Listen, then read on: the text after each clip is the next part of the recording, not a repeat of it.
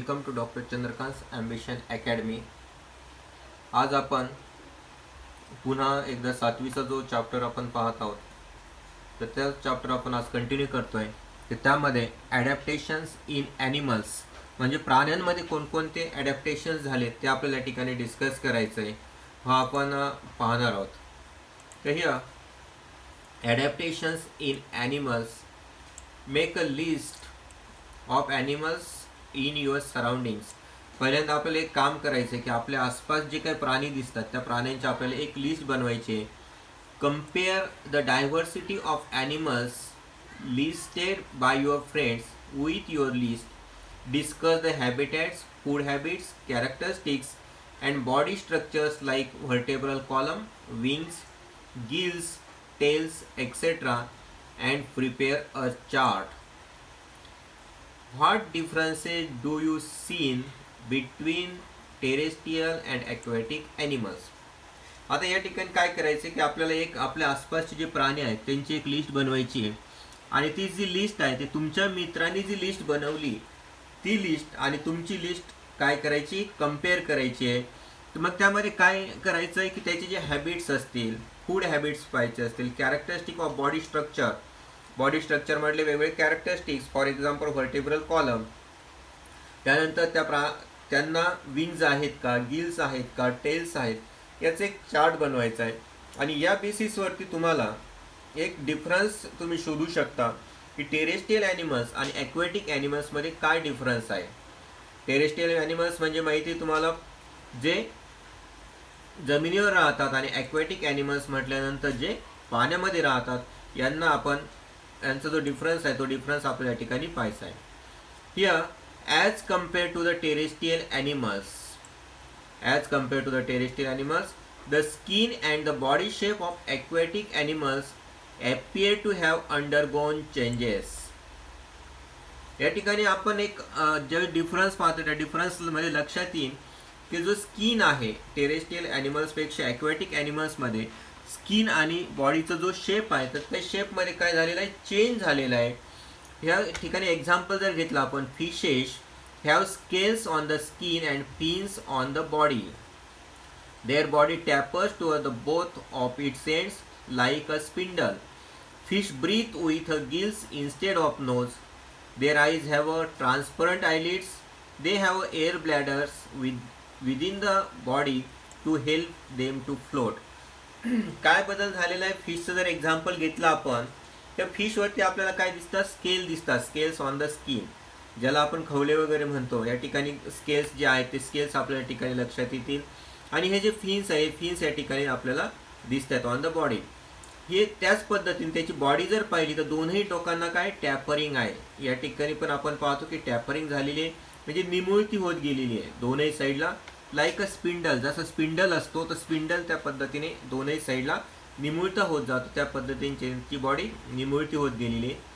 Fish breathe with the gills instead of a knows.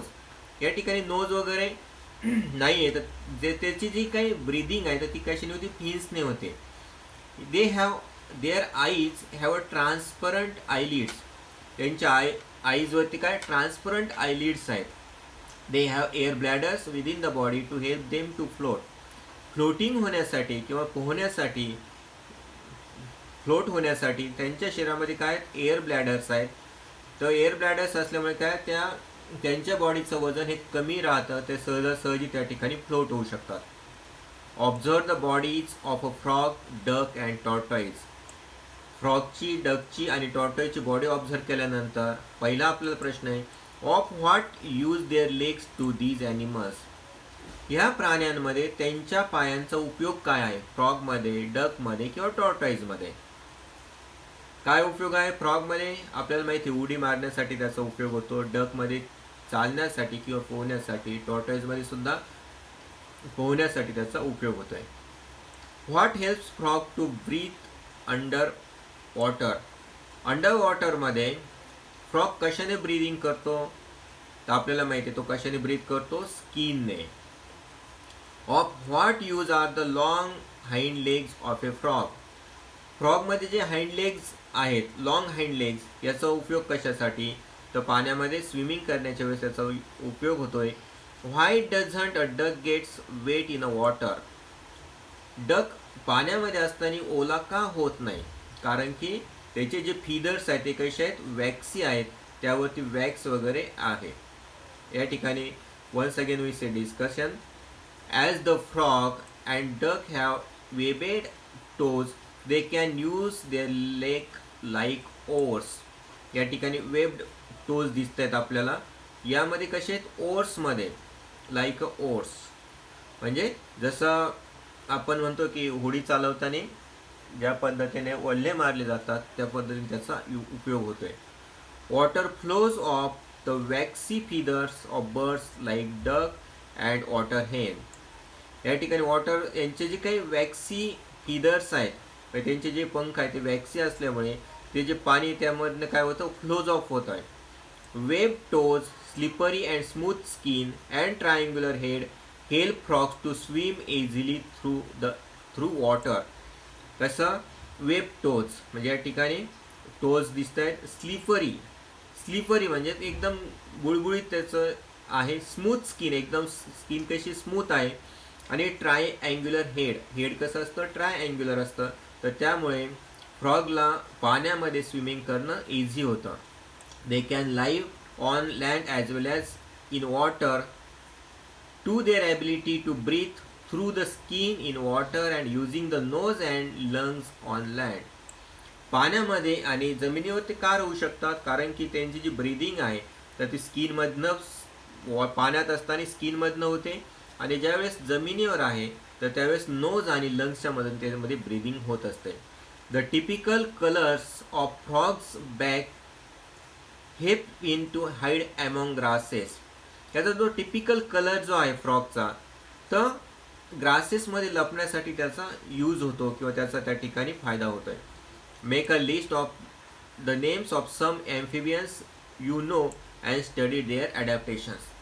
तुम्ही मला कमेंटमध्ये काही नावं टाकणार आहेत की काही ॲम्फिबियन्स प्लांट जे आहेत तर त्यांची आपण कमेंटमध्ये तुम्ही मला नावं टाकताय की जेणेकरून आपण त्यावरती पुन्हा एखाद्या लेक्चर्समध्ये डिस्कस करूया. Adaptation in forest and grassland animals. Grassland animals आणि फॉरेस्टचे जे ॲनिमल्स आहेत त्यांच्यामध्ये कोणकोणते ॲडॅप्टेशन्स आपल्याला पाहायला मिळत आहे? तर फर्स्ट या ठिकाणी एक्झाम्पल जर पाहिले आपण, एक लायनचं एक्झाम्पल आणि ब्लॅक डकचं एक्झाम्पल या ठिकाणी दिसत आहे.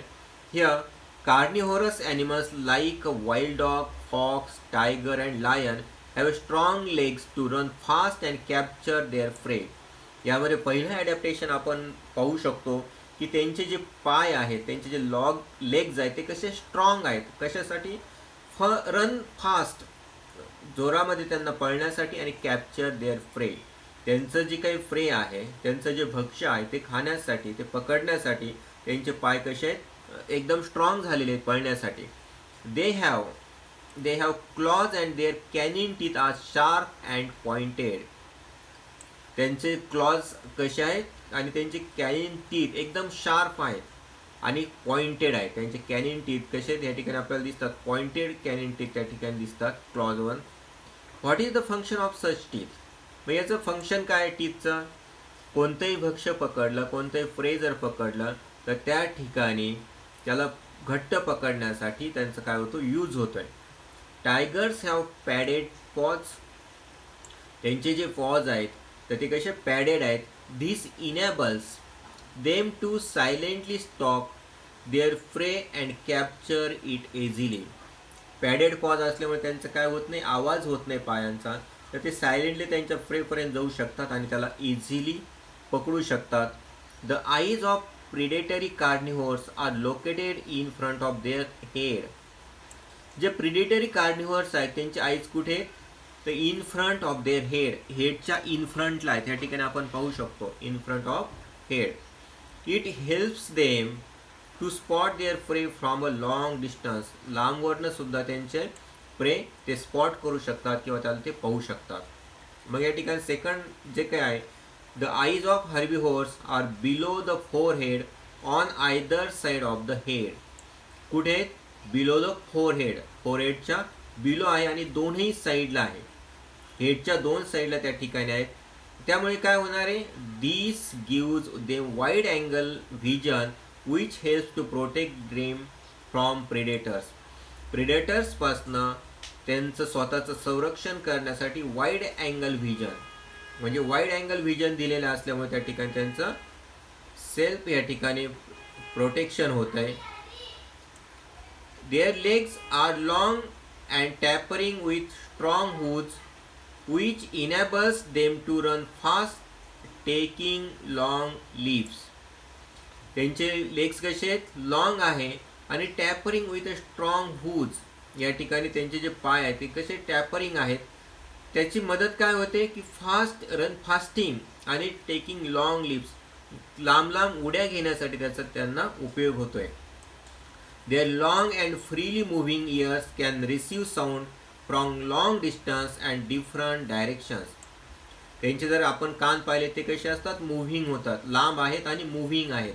तर त्यामुळे लांबच्या अंतरावरून आणि वेगवेगळ्या डायरेक्शन्सवरनं जो काही आवाज येतो तो त्यांना रिसीव्ह करता येतो.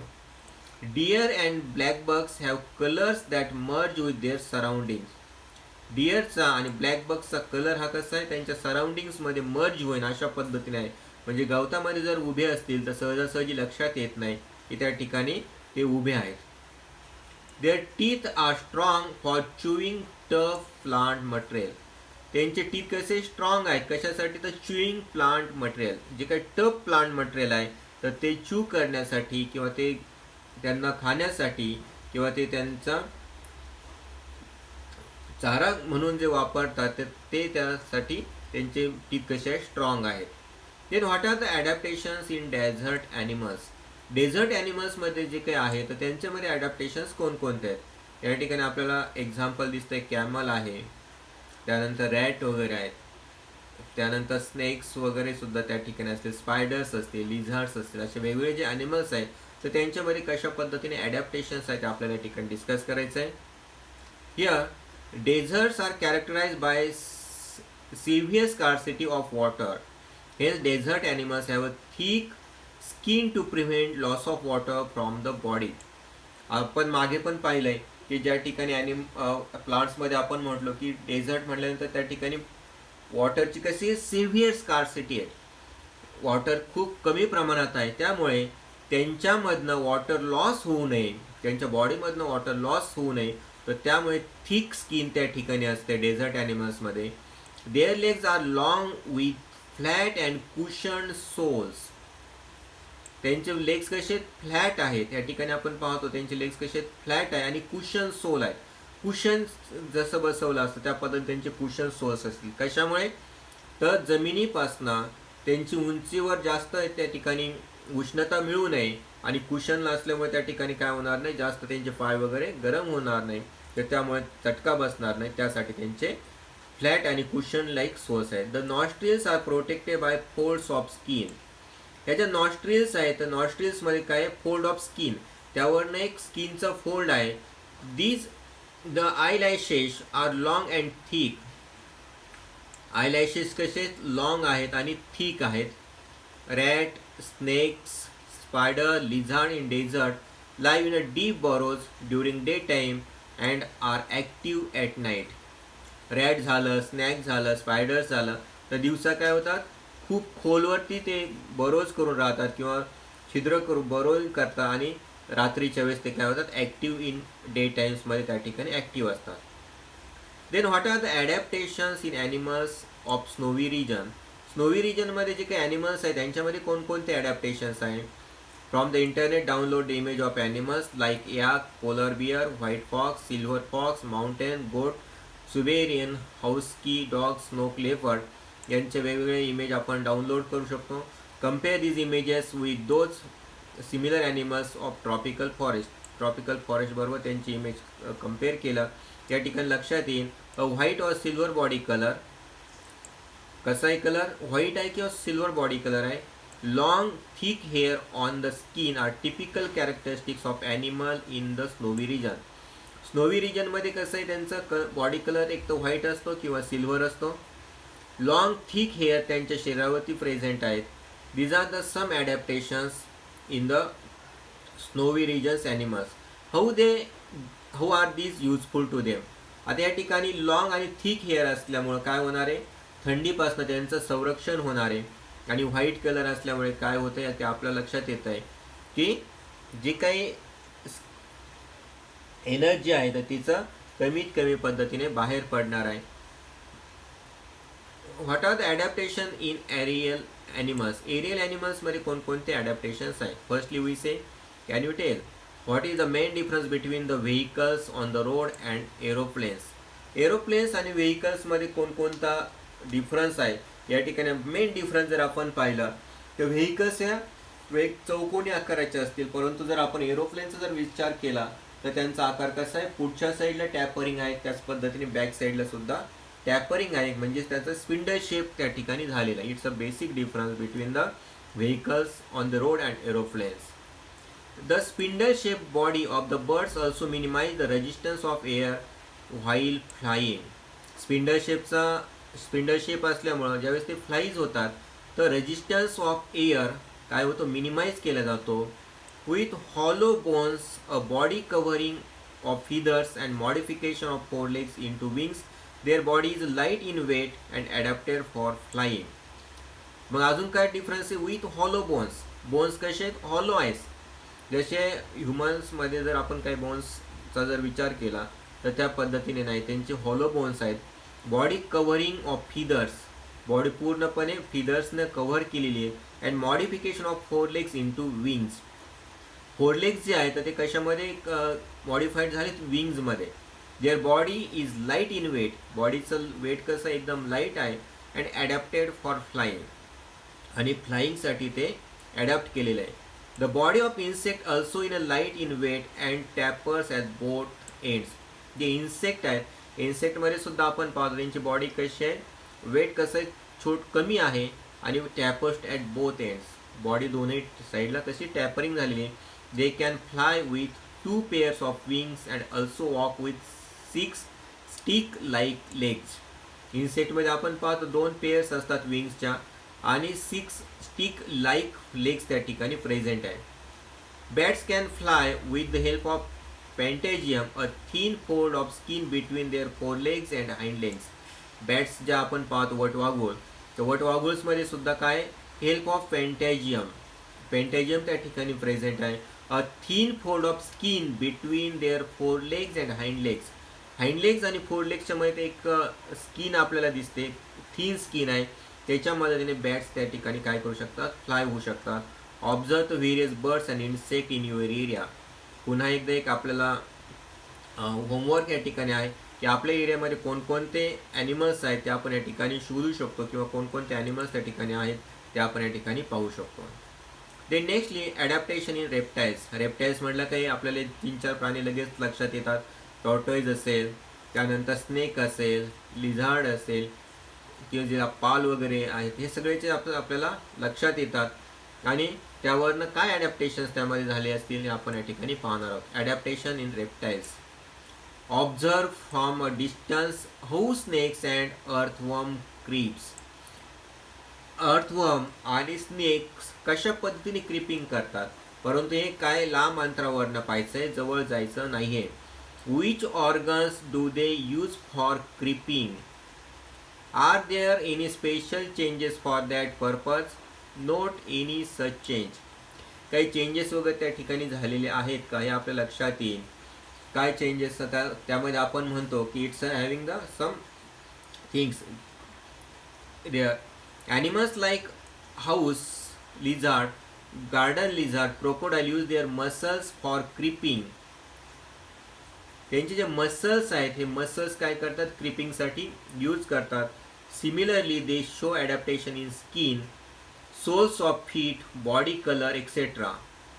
त्याच पद्धतीने अजून ॲडॅप्टेशन कुठे? स्किनमध्ये, सोल्स ऑफ फीटचे जे आहेत, बॉडी कलर यांच्यामध्ये ॲडॅप्टेशन्स आपल्याला त्या ठिकाणी दिसतात.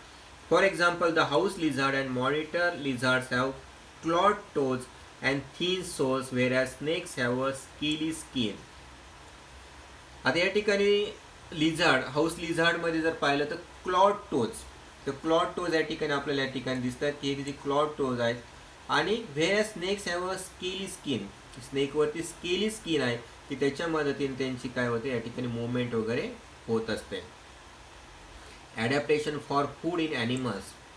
मग आता या ठिकाणी आपण वेगवेगळे जे ॲनिमल्समध्ये ॲडॅप्टेशन्स पाहिलेत, तर ते ॲडॅप्टेशन्स पाहिल्यानंतर पुन्हा एकदा जर आपण म्हणलं की फूडसाठी काय काय ॲडॅप्टेशन्स त्या ठिकाणी झालेले आहेत. We can categorise the animals as herbivores and carnivores. या ठिकाणी दोन बेसिक कॅटेगरीज आपण करू शकतो, हर्बिव्होर्स अँड कार्निव्होर्स. हर्बिव्होर्स म्हणजे जे ग्रासेसवरती त्यांचं जीवनमान अवलंबून आहे, आणि कार्निव्होर म्हणजे ज्यांचं दुसऱ्या प्राण्यांवरती जीवन अवलंबून आहे, तर त्यांना आपण कार्निव्होर्स म्हणतो. Special adaptation are seen in each category of to makes the process of feeding easy. Special adaptations त्या ठिकाणी झालेले आहेत की जेणेकरून त्यांची जी प्रोसेस आहे ऑफ फीडिंग इझी, सहजासहजी त्यांचं फूडसाठी उपलब्ध व्हावं किंवा ते त्यांना मिळवता यावं म्हणून काही ॲडॅप्टेशन झाले. We will discuss that in a detail on chapter nutrition. न्यूट्रिशनमध्ये आपण सगळं डिटेल्समध्ये डिस्कस करणार आहोत. Watch the programmes on channels like National Geographic, World, Discover etcetera to learn about the feeding habits of animals like frogs, snakes, birds, mosquito, butterflies etcetera. यांचे जे फिडिंग्स habit आहे ते आपण त्या ठिकाणी पाहू शकतो. या ठिकाणी जे फिडिंग हॅबिट या ठिकाणी एक्झाम्पल दिलेलं आहे स्नेकचं, की फ्रॉगला कशा पद्धतीने तो खातोय. म्हणजे स्नेक काय झाला, हर्बिव्होर आहे की कार्निव्होर? इट्स अ, या ठिकाणी आपण म्हणू शकतो तो काय कार्निव्होर्स आहे. कार्निव्होर्स मध्ये त्या ठिकाणी त्याचं एक्झाम्पल आहे. त्यानंतर बाकीचे हे बटरफ्लाईज असतील तर ते वेगवेगळे ॲनिमल्स या ठिकाणी दाखव. Complete the following chart from your own observation. Sharp teeth example दिलं lion, tiger. To tear the flesh, जे काही फ्लेश आहे तर ते टिअरिंग करण्यासाठी किंवा ते फाडण्यासाठी त्यांचं त्या ठिकाणी यूज होतोय. लॉंग अँड पॉइंटेड वीक, या ठिकाणी लॉंग अँड पॉइंटेड वीक्स जे आहे तर ते या ठिकाणी दिलेले चिमणी वगैरे असेल तर त्यांचं या ठिकाणी यूज कशासाठी, या ठिकाणी लॉंग अँड पॉइंटेड वीक आहे. तर ते जे किडे वगैरे आहेत तर त्यांचं त्यासाठी जमा करण्यासाठी त्याचा यूज आहे. Long and sticky tongue, long आणि टंग स्टिकी जर असेल तर एक्झाम्पल या ठिकाणी आपण फ्रॉगचं घेऊ शकतो, की जे लांबवरती जे त्यांचं प्रे आहे तर त्यांना कॅच करण्यासाठी त्याचा यूज असेल. लॉंग नेक, जिराफचं जर एक्झाम्पल घेतलं की लॉंग नेक असल्यामुळे त्या ठिकाणी सहजासहजी त्याला उंचावरचं जे गवत वगैरे आहे तर ते त्याला खाता येत आहे. तर हा जो चार्ट आहे तो कंप्लीट करायचा आहे आणि कमेंट बॉक्समध्ये आपल्याला ॲड करायचा आहे. Adaptation for blending with surroundings. Blending होण्यासाठी विथ द सराउंडिंग्स तर काय काय ॲडॅप्टेशन्स त्या ठिकाणी आहेत आपण या ठिकाणी पाहूया. We cannot easily spot colourful butterflies, lizard and grasshoppers. आपण इझिली त्यांना आयडेंटिफाय करू शकत नाही किंवा स्पॉट करू शकत नाही. स्पॉट म्हणजे त्यांना आपण सहजासहजी शोधू शकत नाही. बटरफ्लाईज असतील, लिझार्ड्स असतील किंवा ग्रासहोपर्स. का?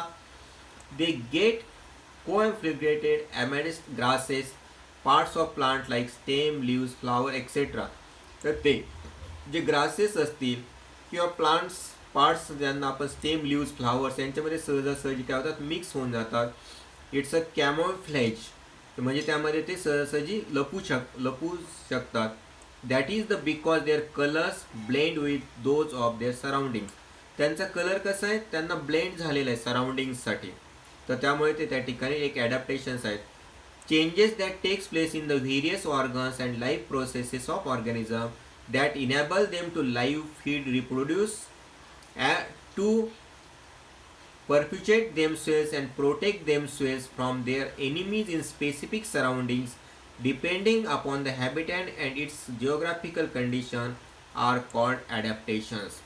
ॲडॅप्टेशनची पुन्हा जर एकदा आपण व्याख्या जर पाहिली किंवा डेफिनेशन जर पाहिली तर काय, various organs and life processes of organisms, वेगवेगळे जे चेंजेस होतात कुठे कुठे ऑर्गन्समध्ये, आणि ज्या वेगवेगळ्या लाईफ प्रोसेसेस आहेत ऑर्गॅनिझम्सच्या त्यांच्यामध्ये जे चेंजेस होतात that enable them to live, तर त्यांना काय होण्यासाठी, लाईव्ह होण्यासाठी ते यूजफुल आहेत. त्यांना फीडिंग करण्यासाठी यूजफुल आहेत. रिप्रोड्यूस, टू परप्युटेट देमसेल्स, पुन्हा त्यांना रिप्रोड्यूस करण्यासाठी किंवा स्वतःचं अस्तित्व निर्माण करण्यासाठी. देमसेल्स अँड प्रोटेक्ट देमसेल्स, त्याच पद्धतीने त्यांचे जे एनिमीज आहेत त्यांच्यापासून प्रोटेक्शन करण्यासाठी इन स्पेसिफिक सराउंडिंग्समध्ये त्यांना प्रोटेक्शनसाठी. डिपेंडिंग अपॉन द हॅबिटॅट, त्यांचे जे हॅबिटॅट आहे आणि जिओग्राफिकल कंडिशन याच्यासाठी यामध्ये जे काही चेंजेस झालेले आहेत या चेंजेसला आपण काय म्हणतोय, adaptations. Always remember here, adaptation is not a sudden process. ही काय एकदम सडन प्रोसेस नाही, की अचानक झालेली प्रोसेस नाही आहे. It is a gradual and continuous. He process कशी ग्रॅज्युअल आहे आणि कंटिन्युअस आहेत. अनेक वर्षानुवर्षे, अनेक हजारो वर्ष ही प्रोसेस चालू राहते. Differences in the structure and appearance of present animals and animals of thousands of years ago are the adaptations that occur according to prevailing condition. It is our duty to conserve this diversity. ही जी काही आजचे animal जे आपण पाहतोय, ह्या ॲनिमलमधलं जे structure असेल किंवा त्यांचं जे ॲपियरन्स असेल हे, आणि हजारो वर्षांपूर्वीचे जे काही ॲनिमल्स असतील की त्यांच्यामध्ये जे काही स्ट्रक्चर आहे किंवा जे ॲडॅप्टेशन्स आहेत, तर यांना किती हजारो वर्ष गेलेले आहेत. हजारो वर्षानंतर त्यांच्यामध्ये ॲडॅप्टेशन झालेलं आहे. तर त्यामुळे ही आपली ड्युटी आहे to conserve this diversity. Okay, thank you for watching the lecture second, animal adaptations. Tomorrow we will see the third lecture. It's a Darwin theory of evolution and the other areas. We also discuss the some MCQs tomorrow. Thank you for watching. Thank you.